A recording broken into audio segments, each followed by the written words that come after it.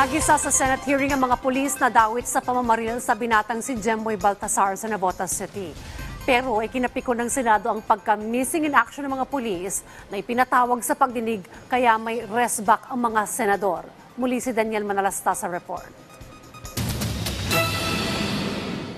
Hiyang-hiyang humarap sa Senate Committee on Public Order and Dangerous Drugs ang mga pulis na nadadawit sa nangyaring pagpatay dahil umano sa mistaken identity sa teenager na si Jemboy Baltasar sa Navotas City.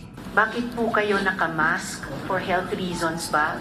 Mayayain sila pero makapal ang mukha pag pumatay. Ayon sa mga pulis, isang nagngangalang Reynaldo Bolivar ang kanilang target ng araw na yon.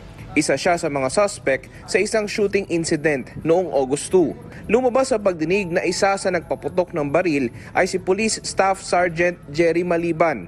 Ayon sa team leader ng mga pulis sa pinangyarihan ng insidente, wala raw siyang order na magpaputok ng baril sa tubig. Nung nalaman mo na tumalon sa tubig si Jimboy, saka ka nagpaputok sa tubig?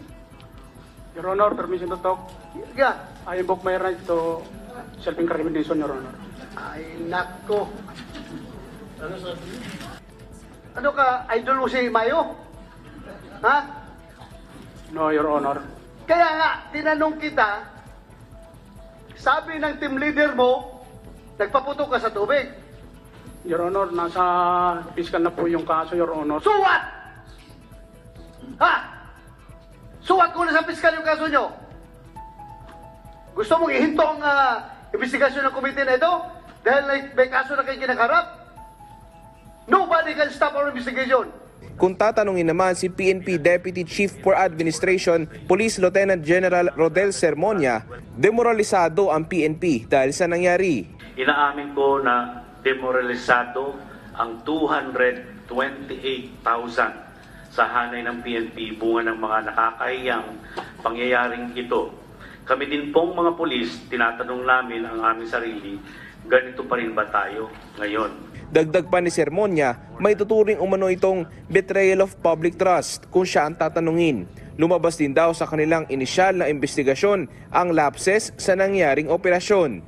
Mistulang naubos naman ang pasensya ng mga senador kaya pinakontempt na ang ilang pulis na humarap sa pagdinig. Dahil po nagre-refuse sumagot ng tanong ng komiteng ito ng Senado, si Police Staff Sergeant Maliban, at nagbibigay ng pabago-bago, nakakalito, at halatang hindi pa makatotohanang sagot, si Police Captain Carpio.